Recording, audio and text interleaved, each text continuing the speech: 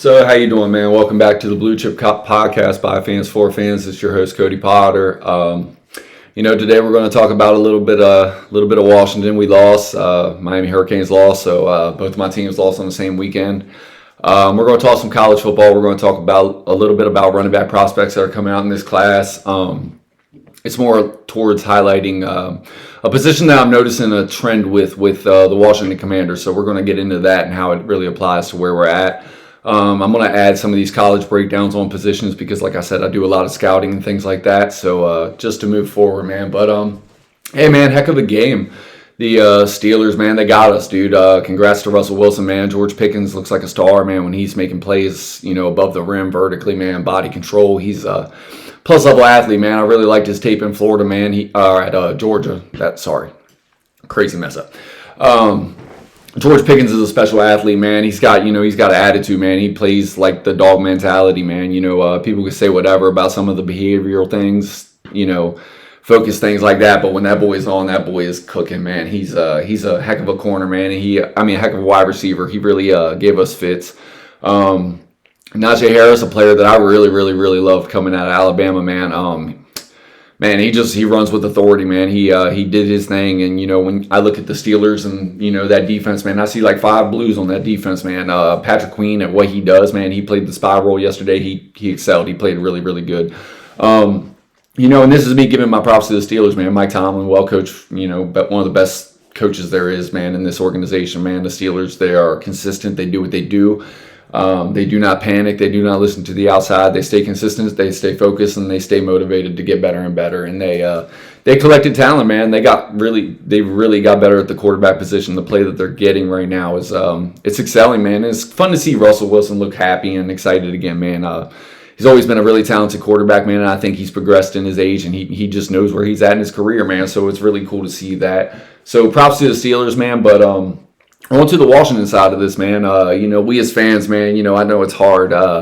We've been down for so long, man. But sometimes you got to reflect on where you're at, man. Be real with what you're watching on this team, man. You're seeing something really above, the expectations that we had coming into the season, man. So losing a game like this, yes, it hurts. It sucks. You still lost. But the truth is, man, there was a ton of good to come out of it, man. And even through the bad, there's a lot of good things that are coming out of this. You're talking about 2 muff punts. You don't win when you lose the turnover game, but we also did things on defense. The things that Joe Witt has been telling us that were coming on this defense, well, they reared their head, man. You had an interception by Jeremy Chin. You had a fumble recovery by Jeremy Chin. I think that probably means he's going to be a captain going into this Philly game for the defensive side next week.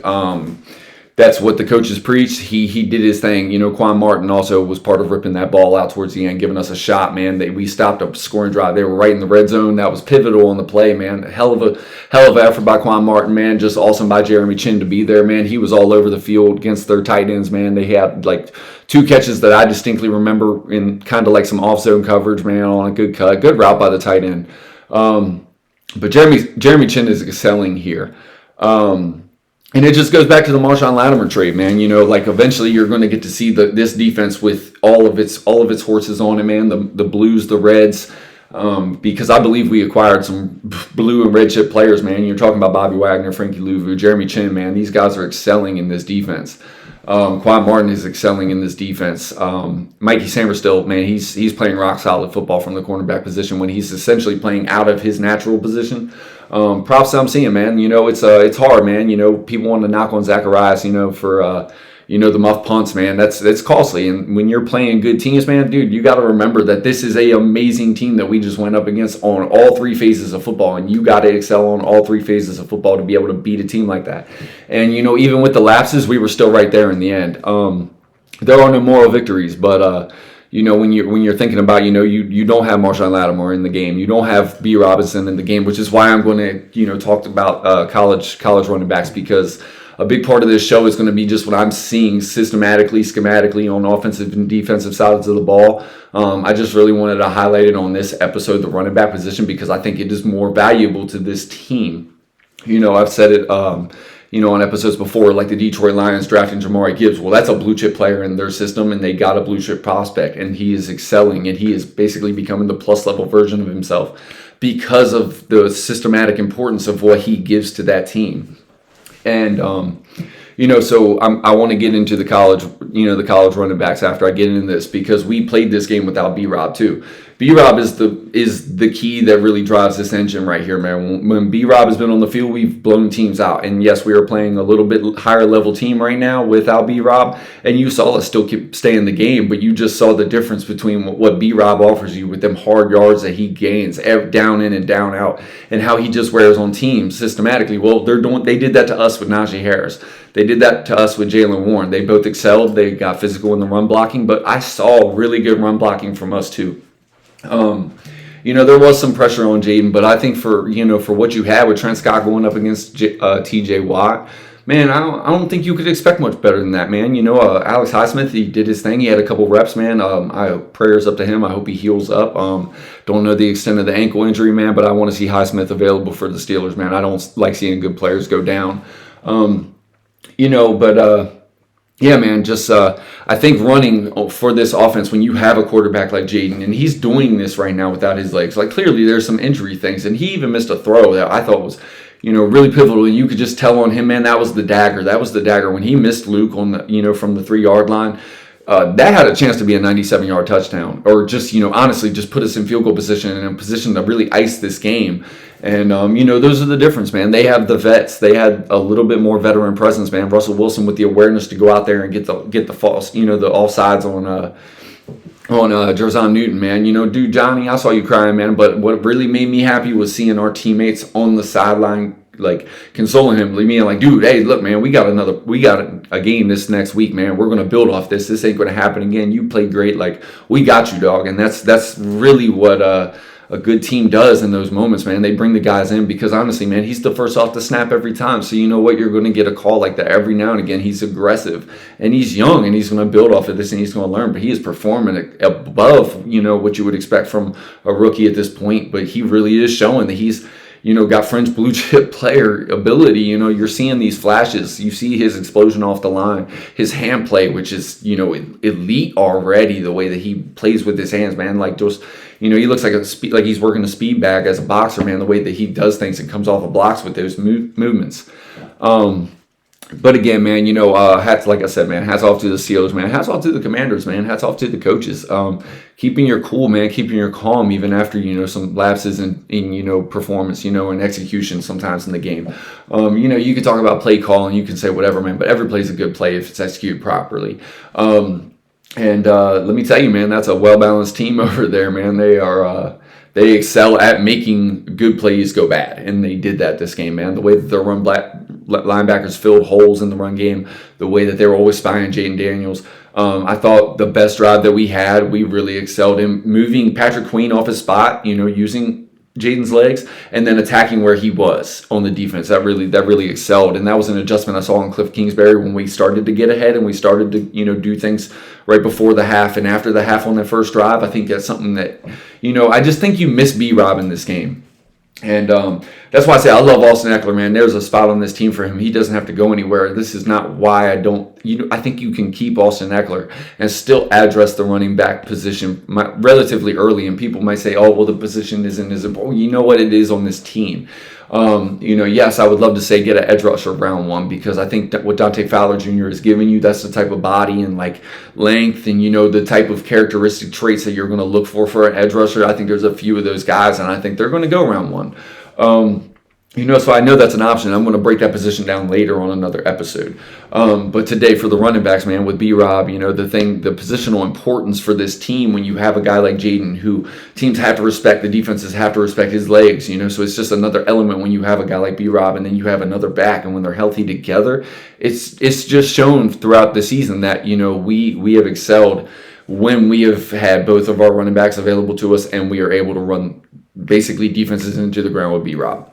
The yards per carry average, the effectiveness, the way that the clock management, it just shows time and time again that that's how we're built and that's how we want to play. So when you're missing that effort against, a 6-2 Steelers who are going to be in the playoffs, they're fighting for the same thing that we're fighting for. They're trying to grow as a roster the same way that we are. They just have a lot more vets and they're at a different coaching stage and just everything, man. Where they are and where we are two different things. But to play to that level, I was very excited for. So, some running backs I really want to go over, man. I mean, everybody knows Trevion Henderson and Quinshon Judkins from OSU, man. Both are super, super talented. Both, I think, would be top 5 on just about any list for anybody that's scouting. Looking at it, the skill sets are there, the size are there, the multi-level production is there, as far as like being able to catch passes out of the backfield, being able to like affect you in the passing game, much less run block, pass blocking and things like that. So they can play second, third, they can play first down, they can do whatever. They have the skill sets for both. Trevion Henderson, a little bit bigger build. Obviously, Quinshon Judkins, man, who is solid in his own right, but that guy is explosive as hell, and he is a really dynamic pass catcher out of the backfield. I mean, I'm almost liking his game to almost like an Alvin Kamara. Again, not to comp. I don't like really comping. I'm just talking about this, just his skill set and the way that he is used and what he excels in on tape, man. Everybody knows Ollie Gordon. Ollie Gordon's a really, really good running back from Oklahoma State. I think he's had a little bit of injury this year that he's dealing with on and off. The production's still there, man. A 210 plus back as far as pound. Big back, a guy that would be amazing here in his own right. I like Quinshon Judkins a little bit. I think what he brings is what Austin Eckler in his prime was really given, plus a little bit more size. About same explosive level ability, and like I said, you can still keep Austin Eckler, man. Let him be your Sproles type, guy on special teams. Still give him some passes, some runs and things like that, because he's still a weapon, man. He's still effective. You watch, he's still producing on the field. And, another running back, I think I mentioned him on another episode too, was Marion Hampton from UNC. I really like this guy, man. He's a thumper. I comped him a little bit to Javonte Williams coming out of UNC. Again, not the comp to play the comp game. It's just the run style, what I see, contact balance, things like that, running through yards after contact, ball carrier vision, elusiveness, just things just looks very similarly on tape to what you saw from Javonte Williams. I think he's a little bit more like even keel guy. Like I don't really see the height that I think Javonte Williams would give you when he'd run somebody over and you'd see him lose to have that Marshawn Lynch dude, and just got things like that. But dude, Hampton is a really, really, really, really solid back out of UNC, and I really, really like what he's going to bring to a team in the NFL. There's Tosh Brooks, Texas Tech, man. I can get into a bunch of guys. Everybody knows Ashton Jennings and what he's doing down there in Boise State. I'm not really going off of a particular order on this, more just kind of like body types and things like that. There are a lot of guys in this class at the running back position that I think really have red chip grades, second round, first round. That's not very...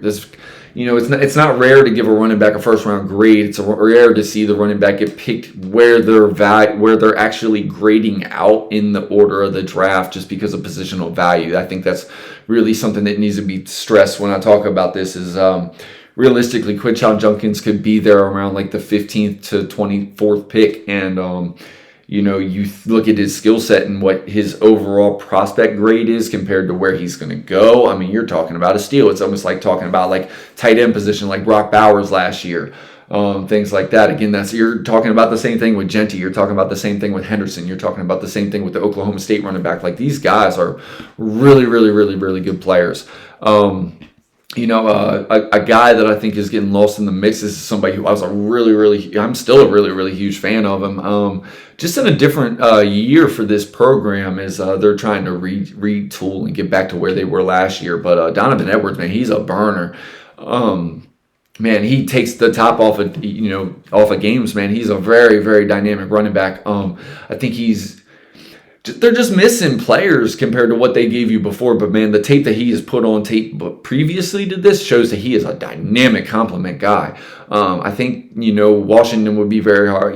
Trust me, dude. Adam Peters in this draft, this scouting group for the Washington Commanders, man, they're definitely going to be on top of these guys. Everybody knows who these guys are in the scouting community.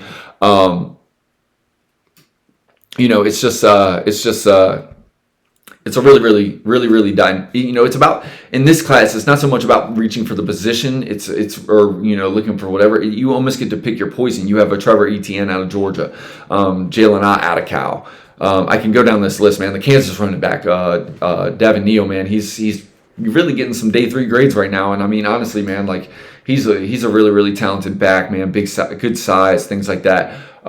Julian Love from Notre Dame is a running back that I really, really like due to his size and like the way that he plays and game and things like that. It's just exciting. It's going to be really exciting to see what this team does, and we'll go from there. Really, man. It's exciting to see what this team is going to become, in the years to come, man. The positions that they're going to focus on and key on. I just wanted to say again, man, I was really excited to see how this team fought and competed. I was going to try to get my buddy who's a Steelers fan on and do a pod. I still might do that pod. Just his breakdown of what he saw from us, from them, the flows of the game, things like that, things I like to really discuss, things throughout the game of football. And I really like just discussing moments like that and plays and just, feel of the game, momentum swings and things like that. It's another aspect of the game that I really like to discuss. But again, man, I appreciate you guys checking the pod out, man. Had a commenter last time talking about how Marshawn Lattimore, gives you a chance to really maybe even address that position high up in the draft because, you're not reaching for a player, just the best player available sits there and then you could develop that guy. Well, it gives you 3 years of flexibility where you don't have to reach at that position. It's the same thing. It works both ways. I'm really, really, and I appreciate the comment, man. It's really, really nice to have fans interact and, discuss football and things that I like to talk and discuss. So again, thank you guys for checking us out, the Blue Chip Podcast. Again, would have been nice to really go into this Eagles game this week. 8-2, man, that would have been really cool. But 7-3 is not a bad spot to be. But this is the game. This is a really important game coming up for Philly, and I'm going to try to get back this week, try to give you guys a preview, rundown, things like that. And like I said, man, hopefully get my buddy Aaron on here, man, talk about a little bit of the Steelers game, recap some of that stuff and maybe get a little bit more in depth with that without adding the prospect side into it. Again, man, I appreciate you guys checking us out, man. Have a blessed week. And hopefully, the Commanders come out this week on Thursday and really give us something exciting to see, man. Thank you guys for stopping by. Like, comment, subscribe, and, share, comment, man. Anything you want to do, man. I'll be interactive with you. I appreciate it. Thank you.